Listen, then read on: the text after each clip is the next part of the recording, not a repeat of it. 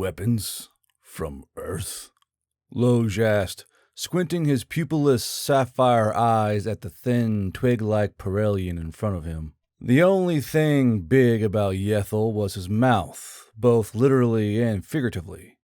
A Pirellian mouth measured 2 feet wide and dominated most of their ovoid heads, and when Yethel used his to speak, it was a 50-50 shot whether you were hearing truth or trickery. "That's right," the trader said, wiggling the slim data stick in between 2 of his triple-digited fingers. "A full cache of them, untouched, functional, hidden away from both the Chakadic Star Hive and the Free Stars Union, possibly enough to end the war overnight. To whoever pays us the most, of course." "You're full of reactor sludge," Lowe said, leaning back in his chair. The dull thumping of the drinkery's music was beginning to give him a headache. Tribexians like him were sensitive to loud sounds, and he personally was sensitive to awful music. He hated having to come to this place, but Yethel was a valued contact.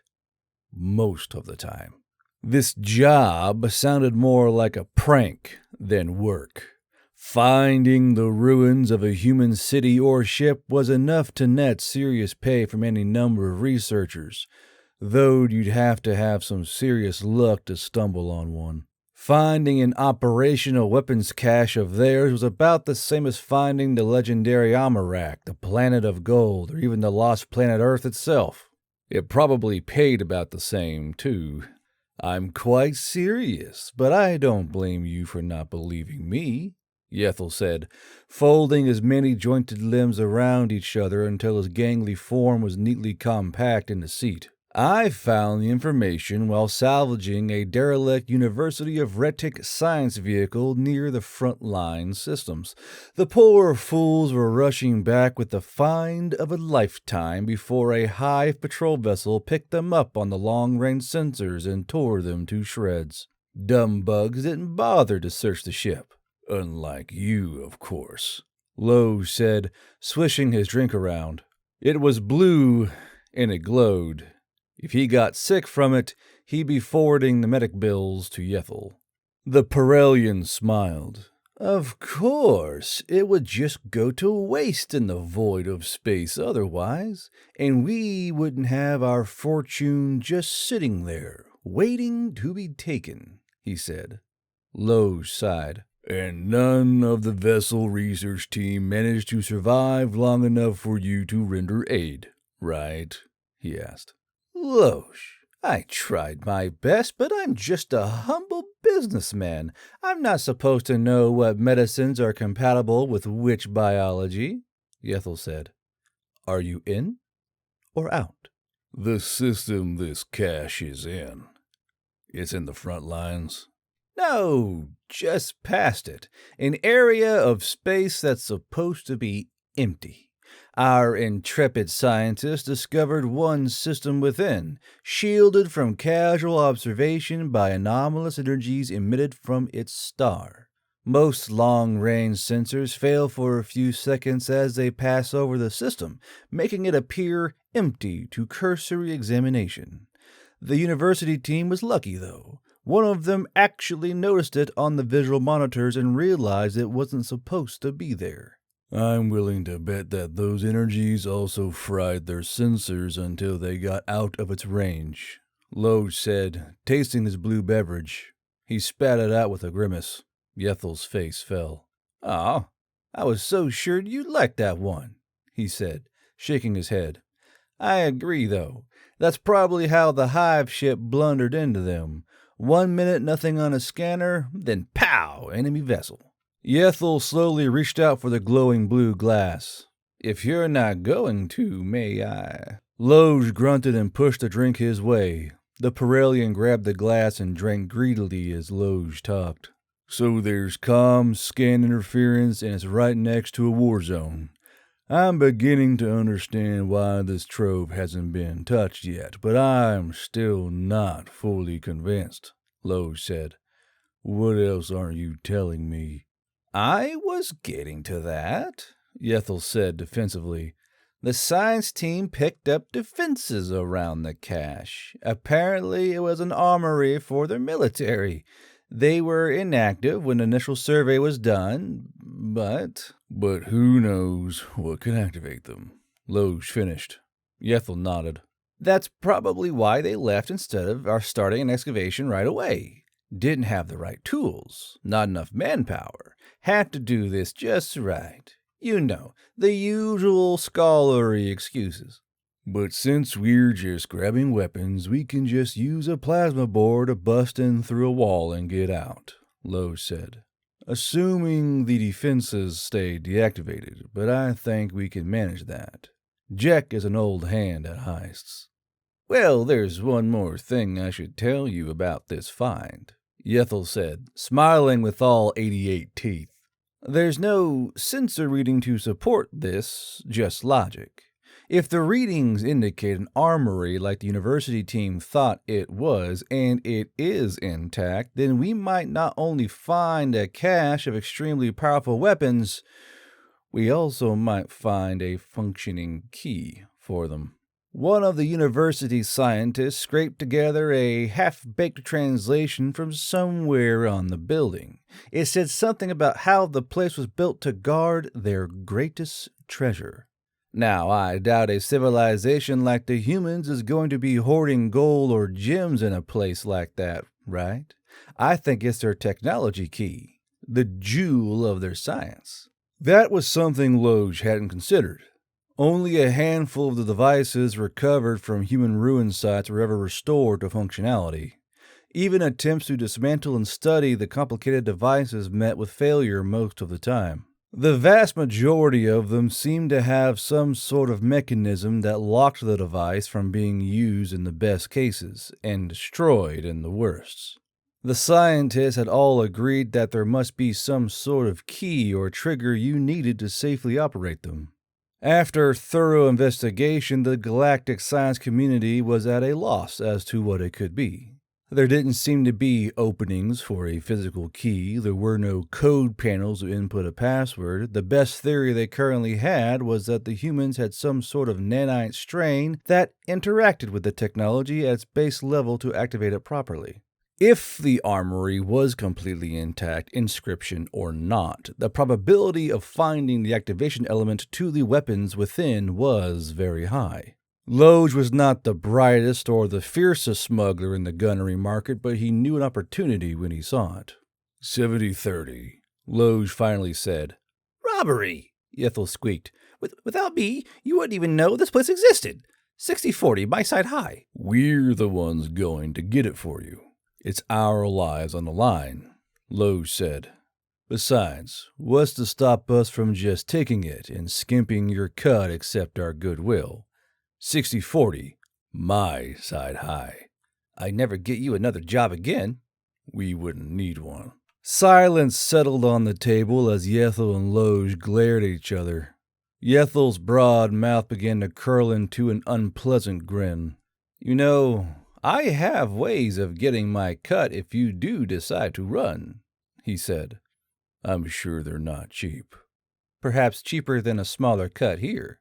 Aim twice as long, shoot only once, Yethel. Why risk it if the payout is so big? Loge said.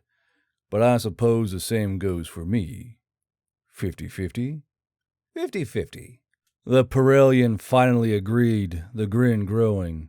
But your expenses are your own affair. An even split is a generous enough offer. So generous, Loge said, as he eyed the empty glass that held the drink Yethel supposedly ordered for him. The ship was named Starslip, and it was the only home Loge and his crew had known for over 10 years of general lawbreaking. An ordinary Tribexian Comet Flash general-purpose craft would have been disc-shaped, perfectly smooth save for the viewports and entry hatch. Starslip was not ordinary. It bristled with add-ons and modifications. Its surface a rough patchwork of repairs, upgrades, and experiments the ship's engineer was trying out.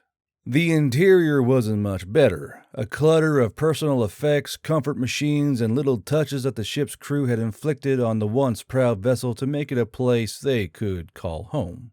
Just about the only thing on the ship that remained the same from its days as a stock vessel were the cargo bays, large, ordered, and pristine. Better off, government-sanctioned pilots that had seen the vessel had scoffed and called it a parody of a true Tribexian masterpiece, but that was all right with Loge. He himself was a parody of his militaristic, highly disciplined race. Besides, the Union flyboys would never know how much easier a long journey between the stars was when you had a fully equipped lounge with an omniscreen in your ship. The main hatch was already opening to welcome him in when the bass tones of a familiar voice echoed behind him. "A little bird told me you spoke with Ethel tonight."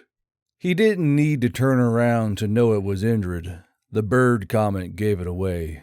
Loge didn't even know what a bird was, but then again, he never understood half of what Indrid said. The half he did understand was more than enough to keep him around. Indrid had saved the ship at least 3 times, offhandedly mentioning when a meet was actually a trap, when bounty hunters had been dispatched to hunt down Jack, and even when they had been detected by enemy scanners long before anyone else knew what was going on. He never explained how he knew these things, but he was never wrong. A combination that made him disquieting to work with, but far too valuable to discard. Loge was very interested to know what the enigmatic alien would say about this meeting with Ethel. "Yes, Indrid, we got a job. A big one," Loge said, turning to face his comrade. "What do you think about it?" Indrid smiled broadly, but that was no surprise. He always smiled broadly. It was the only discernible feature he had, the rest of him being dark, whirling smoke that usually took a humanoid shape. No one knew what species he was. Indrid was Indrid. Loge had stopped trying to find out after Indrid had quietly told him that he was being rude. A 6-foot-tall cloud of dark, billowing smoke with a smile. That was the alien that gave his name as Indrid Cold. Earth. A funny thing, Earth," Indrid said, his vapor surrounding Loge as his smile moved with it, circling him like a bird of prey made of teeth. "Center of the galaxy once, you know.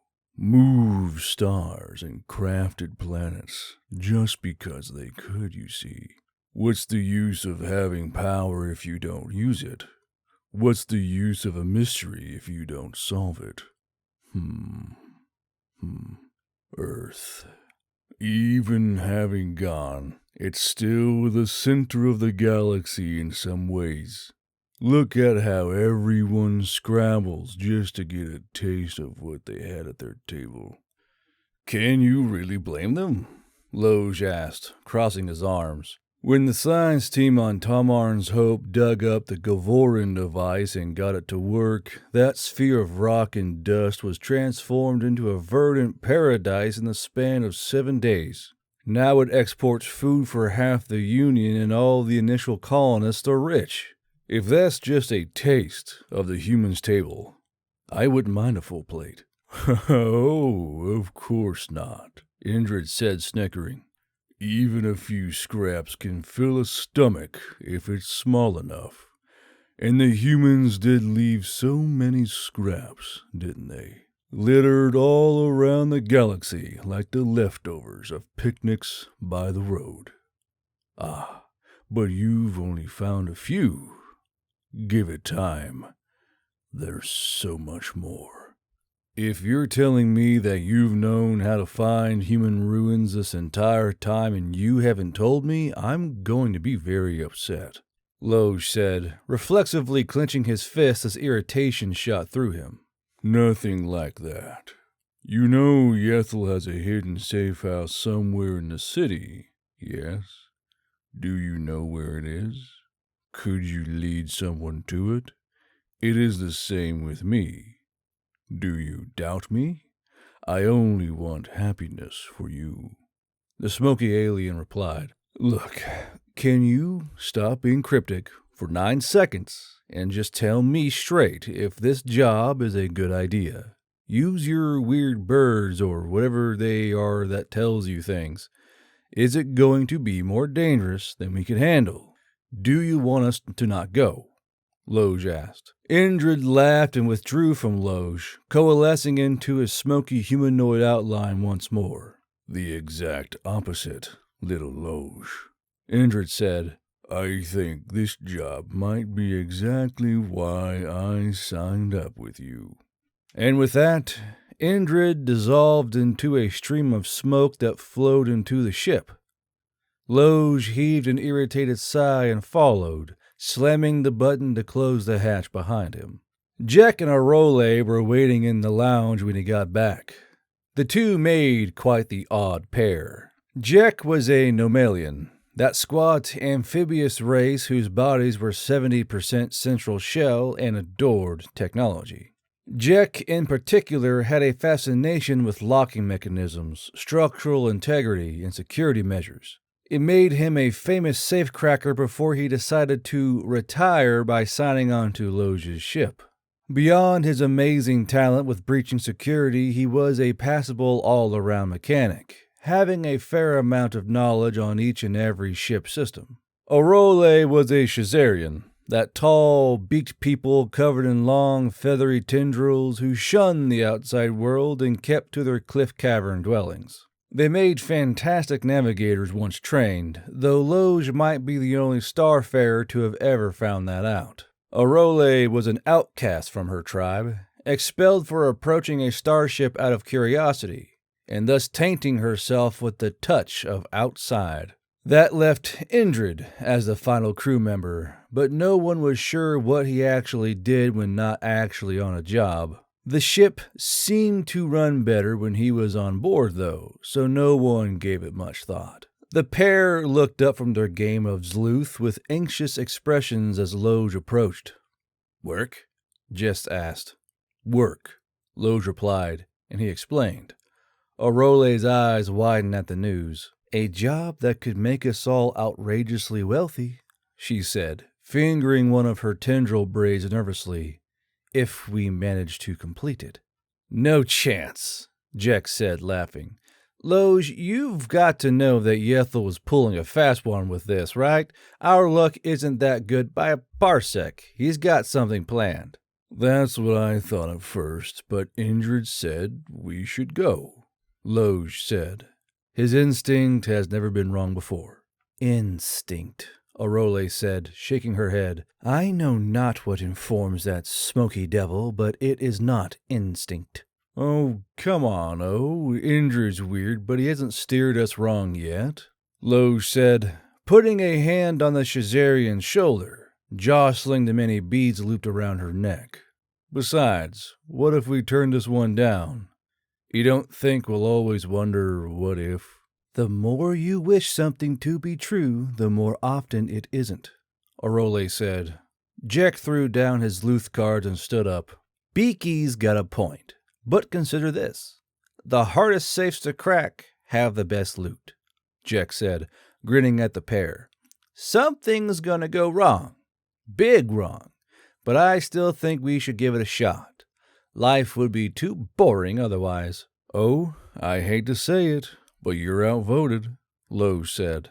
"We'll proceed with caution, but we're proceeding." Arole exhaled, shaking her head. "Then if that is all I can do, I shall do my best to guide you safely," Arole said, turning and walking to the navigation pit.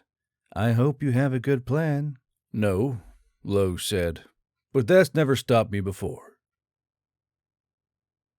It was a little maneuver that Loge was proud of inventing, but didn't like to use it all that much. Most ships disengage the FTL drive and return to real space still hours away from their target destination for safety reasons. But it only took a little bit of modified calculation to come out closer. Much closer. Close enough that if the sensor frying worked like Yethel described, no one should be able to notice their sudden appearance. Getting out would be a different story, but getting in should be easy. assuming they didn't collide with a satellite, derelict, or a piece of debris when the ship arrived. The star slip lurched back into real space in high orbit above a nameless planet, a beautiful green and blue sphere that floated before them like a precious jewel. All our long-range scanners are down, just like Yethel said, Orole reported. We are blind. Sensorless, yes. Blind, never. Lose one eye, open another to see. Indrid chuckled from behind the navigation pit. Orole shuddered and turned to glare at the smoky alien. Indrid didn't react. Hey, if this armory thing doesn't pan out, we could at least make a buck selling the location of the planet. Breathable atmosphere, good water content from the looks of it, prime colonization turf. Doubly so for shady types wanting a base. That anomalous star is providing free ECM, Jack commented. Loge rolled his eyes. Let's focus on our job first. Orole, you ready? Loge asked. It'll be a little rougher than you're used to, but I think I can guide us down using the short-range sensors, Orole reported. I've got the coordinates for the ruin locked into the computer. Be quick with the course corrections, though. We won't have much time to react. All systems aside from sensors are green, Captain. I think we're good to go, Jack reported from his station. Loge nodded and gingerly grasped the steering handles at the captain's chair, wordlessly starting the descent. The ship slipped through the clouds and upper atmosphere with ease, slowly approaching the surface. It wasn't long before their prize came into view, a long, flat-topped rectangle of gray and white emerging from a primeval forest. Here and there were other shapes stacked on top of the rectangle, substructures and towers, but overall it was fairly uniform. Considering the reputation the humans had, the structure seemed surprisingly humble to Loge. But then again, this was supposed to be a repository for weapons, not a work of art. Loge expected defense batteries or drone interceptors to come alive from nowhere with every minute he spent on the approach. But the landing was smooth, even with the handicap of having half their instruments taken offline. The star slip touched down just outside the ruin with a slight jolt, and the next phase of the plan was put into action. Everyone piled out of the ship and approached the entrance to the long-abandoned building. All right, Jack, what do you think? Loge asked as he glanced over the gate. It didn't seem too different from the other installations he'd raided. It was a large blast door with what seemed to be narrow viewports above. Was this really a human ruin? It didn't even seem very ruined despite some damage to the top structures. This fortress could have been lifted from any number of modern cities he'd visited. He turned to Jack when he realized he never got an answer. Well, hang on. I'm still analyzing, Jack said, fat fingers flying over a large input device mounted on his wrist. The Nomalian's shell was festooned with machinery for the strip, and half of them buzzed and whirred as they worked to scan the fortress above him. Are we still getting interference from the star all the way down here? Loge asked. Jack frowned. No, it's not that, he said, finally halting his scan. It's just, the scanners say these ruins are millions of years old. So? Loge asked. So? Jack asked incredulously. Use your head. This place should be half dust after that long. Instead, it's... Exactly as Yethel said it was, Orole said, looking the building up and down. Untouched. Well, except for those collapsed towers up top, Loge said. Guess this place really is a human ruin. What else do your readings say? Jack looked down at his wrist monitor. A bunch of energy readings I can't identify, active but low power, mostly in the basement level. Even after millions of years, things are still ticking along.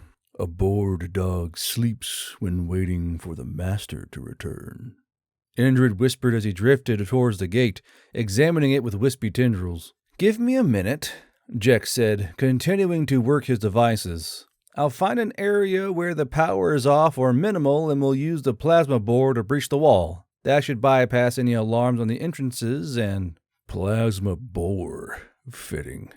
Rather than continue to be bored, allow me, Indrid said, vanishing from sight. Moments later, the door shook and slowly rumbled open. Jack's jaw dropped. How? He started to say. Trade secret, Indrid said, his voice echoing from the air. There are a few benefits to being molecularly fluid, you know. You can seep in all sorts of places and apply a little bit of force here, and maybe a little stray electricity here. Well, maybe I've said too much. A stream of dark smoke billowed from the recessed slits that the blast door retracted into. A moment later, it had a smile in a humanoid form. Come along, come along. The entrance, at least, won't give you any trouble. The rest, well... The smile grew slightly larger. I'll leave that to you. They had spent half an hour searching the upper floors and gained nothing for it. Empty room after empty room had greeted the group as they explored. Lights flickered on automatically as they wandered, but nearly everything else seemed to have been removed far in the past. With no sign of a struggle, it seemed as if the building had simply been abandoned. This is unlike other human ruins, Arole noted. Oh, Beaky's a human expert now, Jack asked lightly. Arole glared at him. I studied what was in the ship's data store on the trip here. You didn't, unwise, Arole said, shaking her head. Other ruins were not as clean as this. They seemed lived in. Artifacts were recovered, even if most were non-functional. I propose this building was abandoned before whatever made the human civilization vanish happened. I think these upper floors were made to look abandoned so that the lower ones are left alone. Interesting theory, Loge said, tapping his boot on the hard gray floor.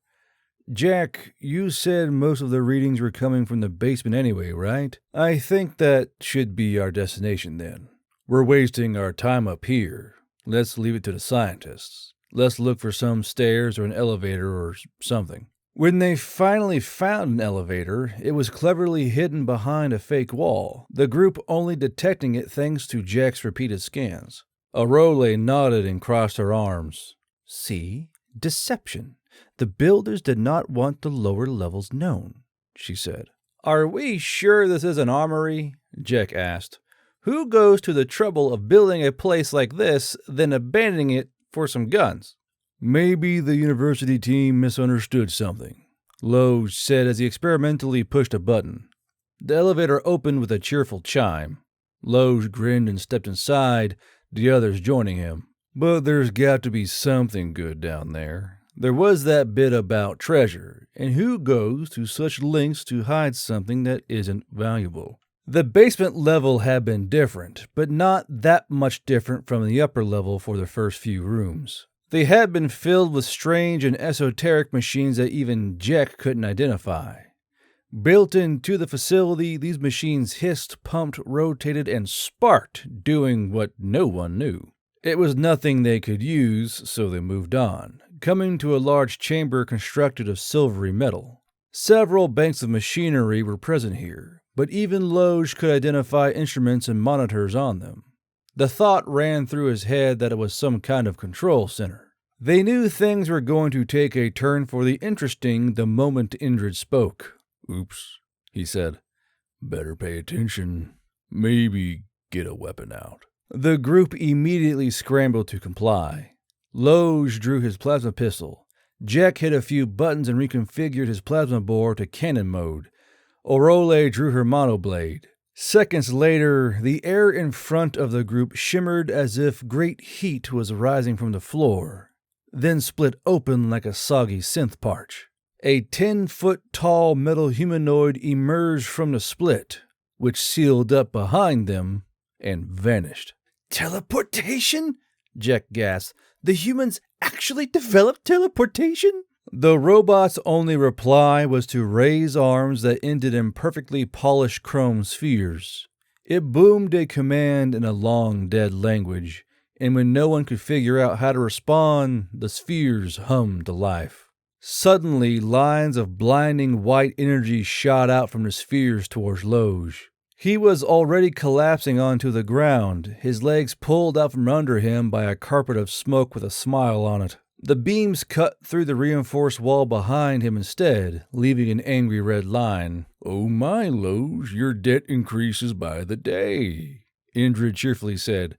"Best to end this fight quickly, Loge could only nod in response. The part of his brain that usually dealt with words was still processing how close he came to death. He looked up and saw Jek was already firing his plasma cannon at the robot, but it seemed impervious to the starfire. It fired its beams in retaliation, and Jek stumbled backwards with a startled yelp, the energy weapons burning through all 6 of his personal shields and leaving him defenseless. The spheres began to hum again, but Arole was there, shrieking a battle cry and slashing with her monomolecular edge blade. One of the beam arms clattered to the floor, cleanly severed by a well-aimed strike. 1 gash in the armor, then 2. The robot turned to Arole, and when the Shazarian brought her blade down on the machine again, the sword hit an energy field and disintegrated. The robot kicked her in the gut with enough force to make her fall, then aimed its remaining beam weapon, the humming growing louder as the energy built up. Then there was a thunderous explosion, and the robot toppled forward, a massive hole on its back. Loge grinned and twirled his pistol around. Arole blinked. "Your pistol does not do that," she said. "No, not normally," Loge said, winking. "But if I throw 2 of Jek's breaching charges into one of those gaps you cut open, well, you can see the result yourself." "You could have blown me up," Arole said, her eyes widening. "We were so close together." "What? No. Jek's breaching charges have very little in the way of blast radius," Loge said, "and I knew that the armor would absorb most of it." "Did you really?" Arole asked, tilting her head. Loge groaned. "Look, I saved your life. What do you want?" he asked. "This is true. Thank you," Arole said, inclining her head. "What about Jek?" The 2 turned to look at Jek, clutching the burnt-out and overloaded remains of his shield generators and sobbing. "It took me 5 years to find these beauties on the gunnery market," Jek said. "Someone stole them from a Union Spec Force armory. I'll never be that lucky again." "He'll be fine," Loge said, shaking his head. "Let's see what the bots were guarding." Loge's first thought was that the creature looked like a Tribexian child. If it was much paler and had brown eyes with pupils in whites instead of solid sapphire. His second thought was wondering where his treasure was. After the robot attack, the team had set to examining the control stations, hoping to find some clue where the weapons they were promised were. While Jek and Arole did a careful analysis of their control stations, Loge poked and prodded at his, fully conscious of being out of his element. So he was very surprised when an errant button push caused the floor to rumble and retract in the middle of the room. A single glass tube the size of a sentry robot emerged from the ground, something clearly floating within. "Is that?" Arole whispered. "A human," Indrid said, giggling. "Yes. Oh my, yes." "That's a human? I thought they'd be taller," Jek said, still working at his selected console. "I think this one is a child," Loge said, moving around the tube. "It looks similar to my people, maybe just before adolescence." "A child? Here?" Jek asked, finally slinging his cannon bore on his back. "Of course," Arole said, shaking her head, abandoning her console to get a better look at the human. "The translator was right. The greatest treasure of their civilization. Their children. Their child. Maybe the only one left in the galaxy." "Well, that's very nice, but I came here for super science guns," Loge said, throwing his hands up. "Or riches. The only surviving human is probably worth a lot," Jek noted, still typing away. Loge shot him a glare. I am not selling a person, Jack. Even I have my limits, he said. Jack grinned. And you won't have to, Jack said, hitting a button. I'll be expecting a bonus. Panel after panel slid back into the walls, exposing hidden racks filled with strange guns, odd devices, and even bits and pieces of what Loge was sure was armor. While he was still admiring the armory in front of him, the floor hissed and several crates pushed themselves up from hidden hatches, adding to the haul. If we start hauling now, we can probably fill the ship before dark, Jack cheerfully noted. It's so cold. This is cryostasis of some sort, Arole said from beside the tube child, withdrawing her hands from the glass-like material. Jack, can the tube be detached? No? Why? Jack asked. Because we can't leave the kid here like this, Loge said, gesturing to the ruined robot. For all we know, we just destroyed his only protection. Can you bring him out of stasis? Captain, I managed to unlock all these goodies because a lock only has 2 states, open or closed. Safely deactivating any form of stasis module is worlds apart from that, Jack said, stepping back from the console and crossing his arms. Beyond that, consider how safe that kid is going to be outside his glass coffin, huh? Maybe the ordinary doof on the street won't know what he is, but all the scholars will. Jack, don't make me give you an order. Captain, orders or not, I'm not sure I can. Oops, Indrid said, and alarms started to blare as the glass tube split down the middle and unceremoniously expelled the child onto the cold metal floor. Well, Jack said, slumping against one of the Starslip's landing struts. Now what? The kid was alive, but hadn't regained consciousness yet. Arole had wrapped him in her cloak for modesty's sake and had carried him back to the ship before being called back to help with the haul. The kid now rested fitfully while a wealth of high technology now surrounded the Starslip, just waiting to be loaded on. Its crew was taking a break after transporting so much stuff up from the bunker's depths. Well, we can't hand him over. Imagine what Yethel would do to the poor boy, Arole said. Test after test to dig up some secret about the humans. Or worse, some sort of extraction process to render him down to a saleable goo. Okay, that first one is likely, not so much on the second, Loge said. We could just claim him as part of our deal. It's a 50-50 split, right? It's a possibility, but Yethel is really good at contract arguing, and he might really want the last living human, Loge said. Or he might just send thugs to steal him from us. What do you mean, might? Do look up, Indrid whispered before disappearing into the ship. Up in the sky, a triangular fleck was becoming larger and larger by the second.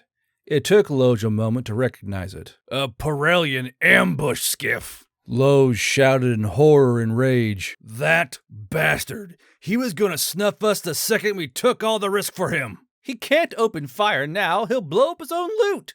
Jack said, looking around for where he set his plasma cannon down.